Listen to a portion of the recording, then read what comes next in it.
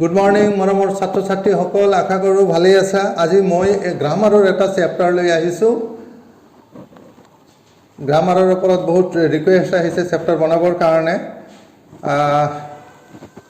খুব কম সময়ৰ ভিতৰত গোটেই চেপ্টাৰটো কভাৰ কৰাৰ চেষ্টা কৰিম। আজি মই ভয়েছৰ ফাৰ্ষ্ট পাৰ্ট এটা পঢ়াম। ফাৰ্ষ্ট পাৰ্টত থাকিব থিয়ৰী বা ৰুলছবিলাক আৰু এক্সাম্পল থাকিব, আৰু ছেকেণ্ড পাৰ্টত মই পঢ়াম যে ইম্পৰ্টেণ্ট চেণ্টেন্স যেনেদৰে পৰীক্ষাবিলাকত আহি থাকে তাৰে ওপৰত মই এক্সাৰচাইজ বনাম, এক্সাম্পল বনাম। তোমালোকে ইম্পৰ্টেণ্ট চেণ্টেন্সবিলাকৰ চলুশ্যনবিলাক পাই যাবা ছেকেণ্ড পাৰ্টত। মই ইয়াৰ পিছৰ ভিডিঅ'তে ছেকেণ্ড পাৰ্টটো দি দিম, অহাকালিয়ে পাই যাবা। এই ভয়েছ হায়াৰ ছেকেণ্ডাৰীৰ ছেকেণ্ড ইয়াৰ পৰীক্ষা আৰু HSLC পৰীক্ষাত দুয়োটা পৰীক্ষাতেই আছে।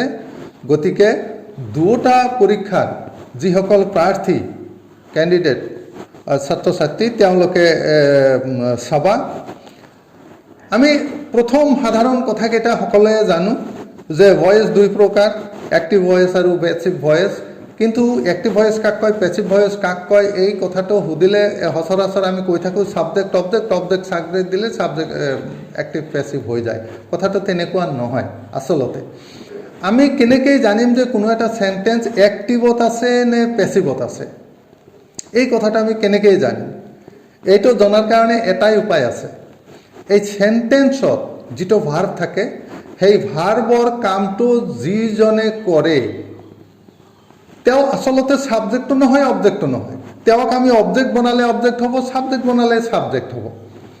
কিন্তু ভাৰ্বৰ কামটো যিজনে কৰে তাৰ আৰু এটা নাম আছে। এই নামটো হৈছে ডুৱাৰ।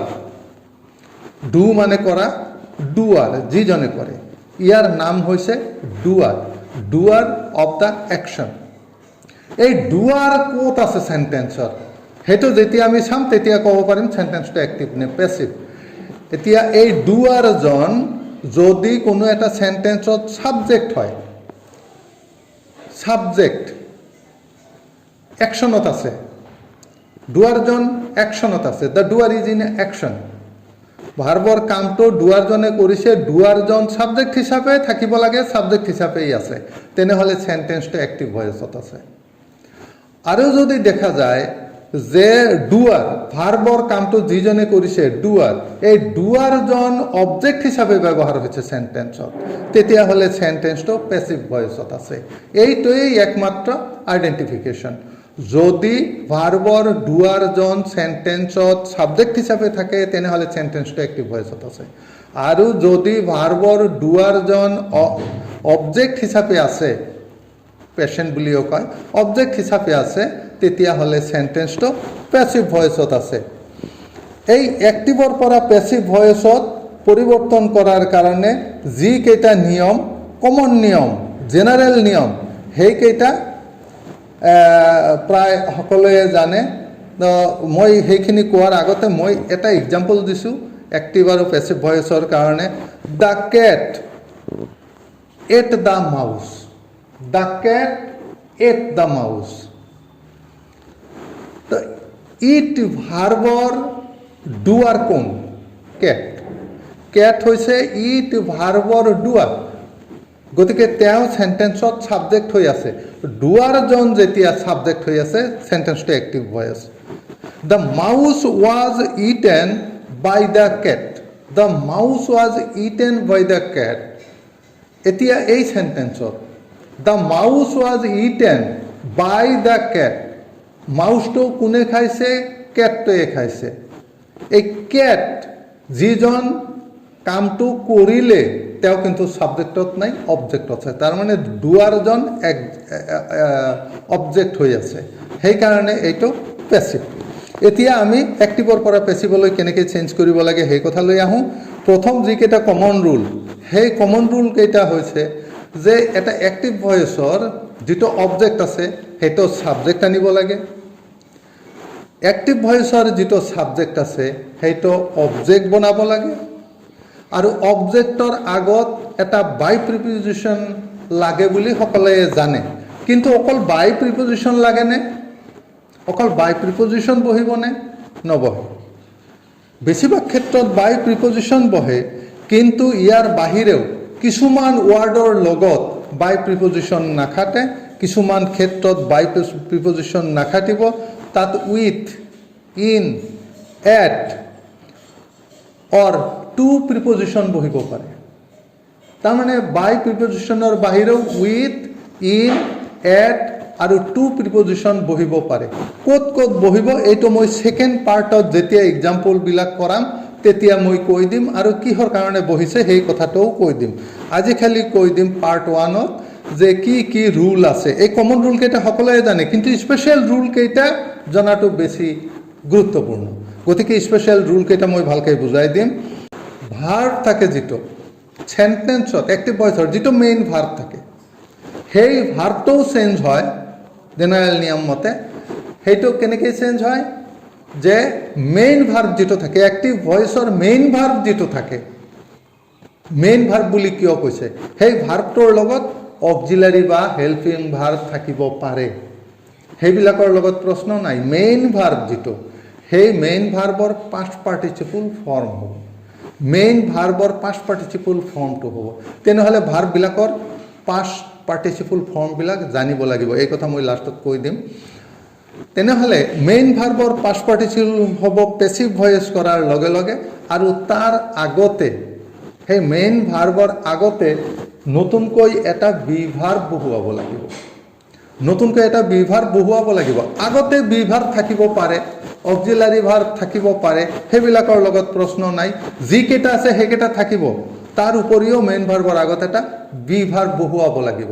এতিয়া সেই বি ভাৰ্ব কেনেকৈ বহিব, কাৰণ বি ভাৰ্ব সম্পৰ্কে এতিয়া জানিব লাগিল। বি ভাৰ্ব কেইটা আছে, be, is, am, are, was, were, been, একেটা being, B, E, I N G, being, এই যে 8টা বি ভাৰ্ব আছে, এই বি ভাৰ্বৰ কোনটো বি ভাৰ্ব বহিব সেইটো আমি চাব লাগিব। এক্টিভ ভইচত মেইন ভাৰ্ব যিটো আছিল সেইটো কোন টেন্সত আছিল। এক্টিভ ভইচৰ মেইন ভাৰ্বটোতো পাষ্ট পাৰ্টিচিপল হৈ গ'ল। এতিয়া এক্টিভ ভইচত মেইন ভাৰ্বটো যিটো টেন্সত আছিল সেই টেন্সত বহিব বি ভাৰ্বটো, সেই ফৰ্মত বহিব। এইটো মনত ৰাখিব লাগিব। গতিকে এইকেইটা হৈছে জেনেৰেল ৰুল, আৰু এই ৰুল মতেই যিটো আগতে মই এটা এক্সাম্পল দিলোঁ, the cat at the mouse, সেই চেণ্টেন্সটো এই গোটেইকেইটা ৰুল তাতে ব্যৱহাৰ হৈছে। এতিয়া কিছু স্পেচিয়েল ৰুল আছে, কিছু স্পেচিয়েল ৰুল আছে, সেই ৰুলকেইটা মই কৈ দিম। এতিয়া ইণ্টাৰগেটিভ চেণ্টেন্স আছে, এছাৰ্টিভ চেণ্টেন্সবিলাক জেনেৰেল ৰুল মতে যেনিবা হ'ল। ইণ্টাৰগেটিভ চেণ্টেন্স যিবিলাক আছে সেইবিলাক অলপ বেলেগ ধৰণৰ। এতিয়া ইণ্টাৰগেটিভ চেণ্টেন্স হু বা হটৰ দ্বাৰা আৰম্ভ হ'ব পাৰে। এতিয়া পেচিভ ভইচ যেতিয়া কৰা হয়, হু ৱাৰ্ডটো ইণ্টাৰগেটিভ ৱাৰ্ড, আকৌ ছাবজেক্ট হিচাপেও ব্যৱহাৰ হৈছে। এতিয়া নিয়মমতে এই হু ৱাৰ্ডটো পেচিভ ভইচত অবজেক্ট হ'ব, তাৰ আগত বাই প্ৰিপজিশ্যন হয়, তেতিয়াহ'লে অবজেক্টটো ছাবজেক্ট হৈ আহিব, কিন্তু ইণ্টাৰগেটিভ ফৰ্মটো নাথাকিব। সেইকাৰণে য'ত হু শব্দটো আছে, হট শব্দটো আছে আৰু ছাবজেক্ট হৈ আছে, সেইটো যেতিয়া পেচিভ ভইচত অবজেক্ট হ'ব আৰু তাৰ আগত বাই প্ৰিপজিশ্যন বহিব, এই বাই প্ৰিপজিশ্যন আৰু এই অবজেক্ট হু বা হোৱাট, এই দুটা চেণ্টেন্সৰ প্ৰথমতে আহি বহিব। আৰু ইণ্টাৰগেটিভ ফৰ্মৰ যি নিয়ম আছে, যিকেইটা নিয়ম আছে ইণ্টাৰগেটিভ চেণ্টেন্সৰ গঠনৰ প্ৰণালী, সেই নিয়ম মতেই চেণ্টেন্সটো অৰ্গেনাইজ কৰিব লাগিব। ৱাৰ্ডবিলাক ক'ত বহিব, বি ভাৰ্ব থাকিলে আগত আহিব ছাবজেক্টৰ, ছাবজেক্ট পাছত যাব, এই নিয়মবিলাক মুঠতে ইণ্টাৰগেটিভ চেণ্টেন্স তৈয়াৰ কৰাৰ, গঠন কৰাৰ যিকেইটা নিয়ম, সেই নিয়মকেইটা খাটিব। অকল মনত ৰাখিব লাগিব বাই হুম বা বাই হোৱাট, এই কথাটো চেণ্টেন্সৰ প্ৰথমতে আহিব আৰু ইণ্টাৰগেটিভ মাৰ্কটো থাকিব। যেনেকুৱা মই এটা এক্সাম্পল দিছোঁ, হু ৰেং দ্য বেল, ইয়াতে মই শ্বৰ্টকাট কৰাৰ কাৰণে এটা এক্সাম্পল দিছোঁ, ইয়াৰ ছেকেণ্ড পাৰ্টতো ডিটেইলছ থাকিব। হু ৰেং দ্য বেল, তেনেহ'লে ইফালে হ'ব কি, তেনেহ'লে দ্য বেল ৱাজ ৰাং বাই হুম, কিন্তু যেহেতু ইণ্টাৰগেটিভ চেণ্টেন্স বাই হুমটো আগত আহিব, যাব। বাই হুম ৱাজ দ্য বেল ৰাং, কিছুমান সেন্টেন্সত তোমালোকে দেখিবা এসার্টিভ সেন্টেন্স আছে বা যিকোনো সেন্টেন্সত দুটা অবজেক্ট আছে, দুটা অবজেক্ট কেনেকুৱা, যেনেকুৱা কৈছো he gave me a pen, he gave me a pen, he subject, gave verb, me object, a pen এটাও অবজেক্ট, দুটা অবজেক্ট।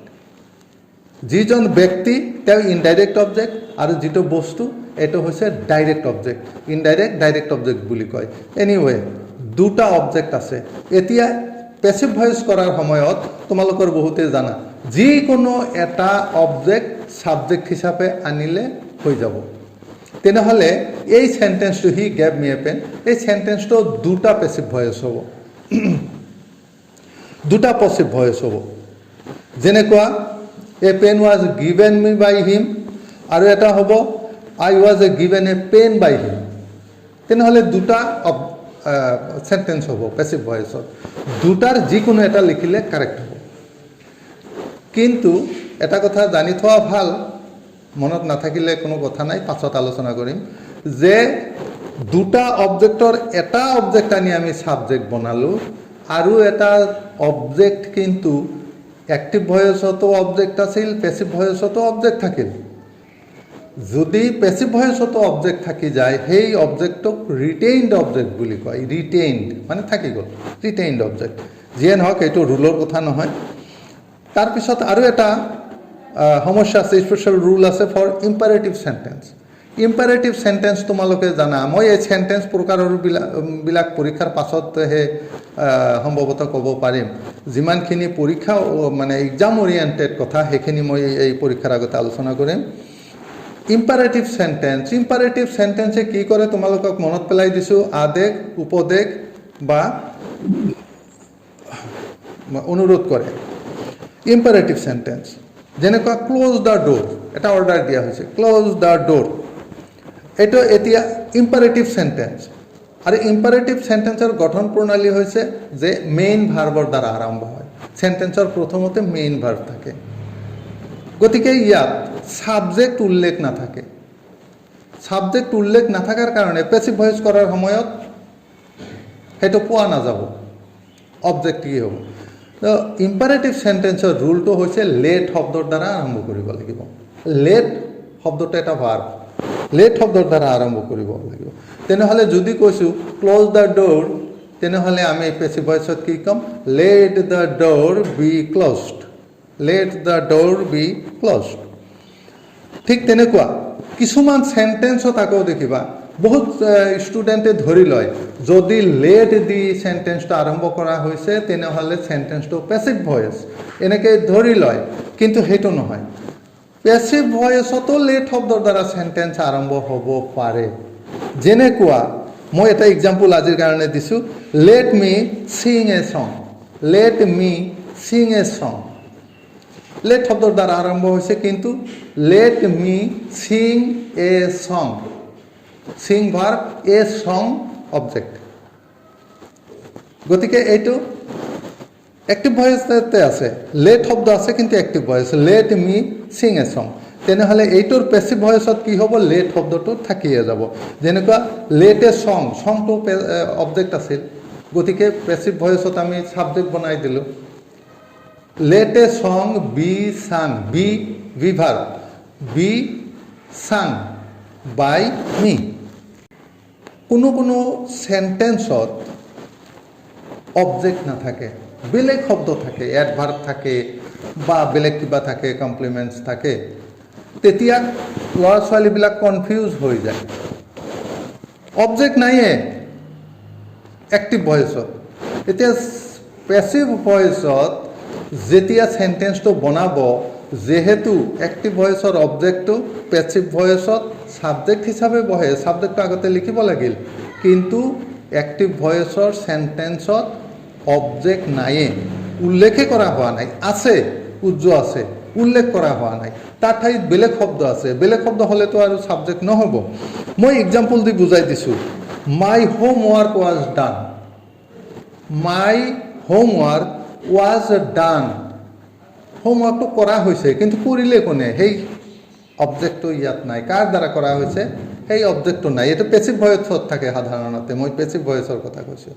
পেচিভ ভয়েছত অবজেক্ট নাথাকে কিছুমান চেণ্টেন্সত।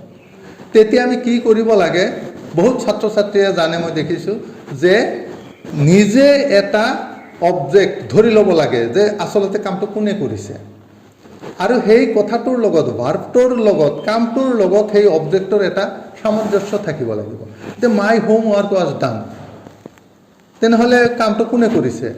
মাই হোমৱৰ্ক, মোৰ হোমৱৰ্কটো ময়ে কৰিছোঁ, গতিকে I did my homework active ভয়েছত। আই শব্দটো মই এক্সট্ৰা বঢ়াই দিলোঁ। কিন্তু বহুতে লিখিছে someone did my homework, বহুতে কয় যে ছাম ওৱান বঢ়াই দিব লাগে। বহুতে শিকিছে যে সেইটোত অকল ছাম ওৱান বঢ়াই দিব লাগে। কিন্তু যদি মই কওঁ someone did my homework, কথাটো ঠিক হ'ব জানো? এইটো ইউজফুল চেণ্টেন্স নহয়।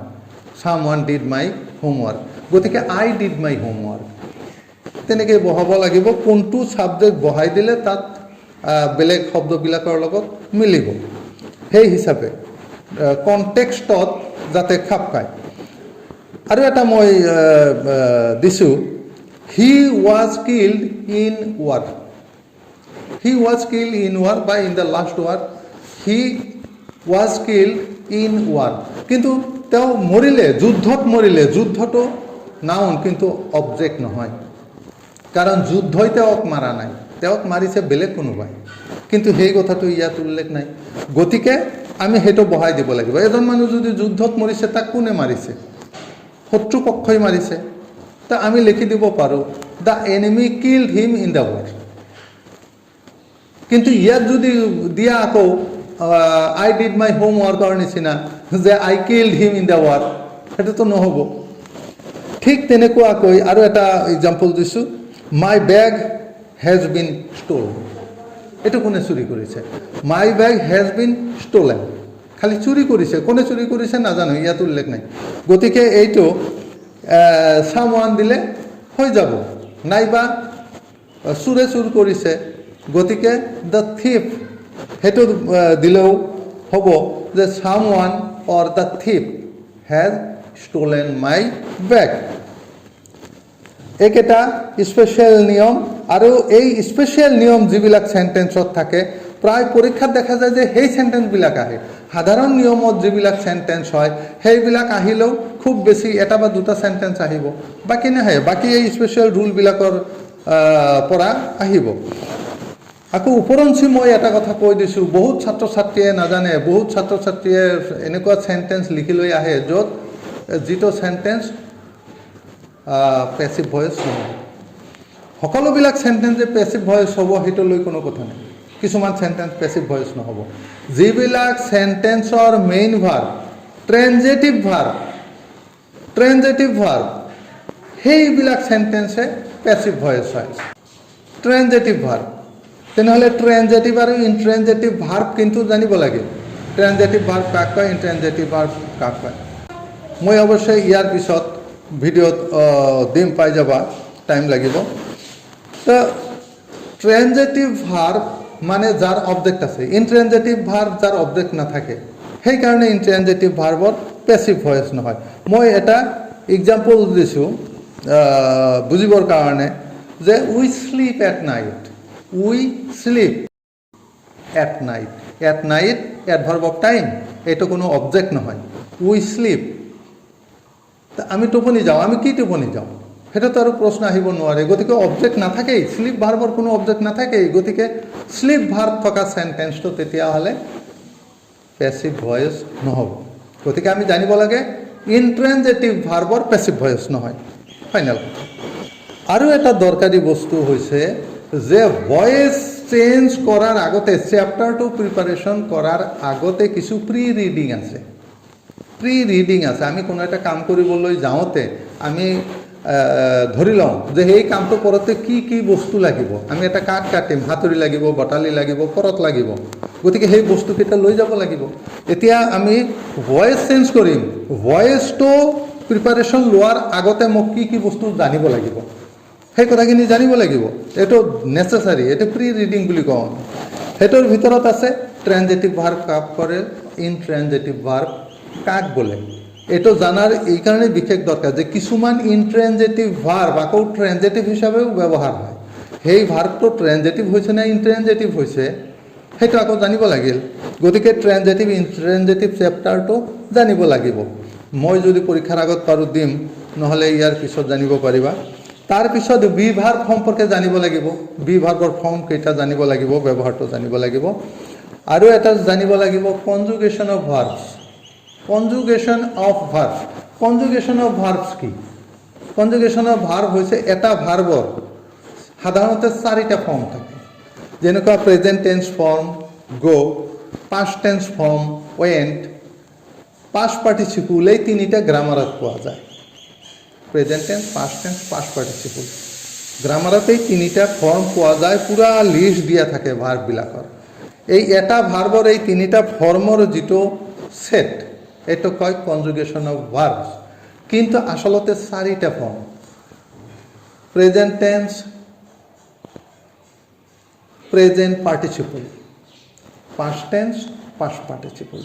পাষ্ট টেন্সৰ লগত যেনেকৈ পাষ্ট পাৰ্টিচিপল থাকে, প্ৰেজেণ্ট টেন্সৰ লগত প্ৰেজেণ্ট পাৰ্টিচিপল থাকে। কিন্তু ভাৰ্বৰ লগত ING যোগ কৰিলে প্ৰেজেণ্ট পাৰ্টিচিপল হয়, সেইকাৰণে গ্ৰামাৰত লিষ্টত দিয়া নাথাকে। গতিকে আমি তেনেহ'লে 3টা বস্তু ভইচ চেঞ্জ কৰিবলৈ যোৱাৰ আগতে আমি 3টা বস্তু প্ৰিপাৰেশ্যন ল'ব লাগিব, জানি ল'ব লাগিব।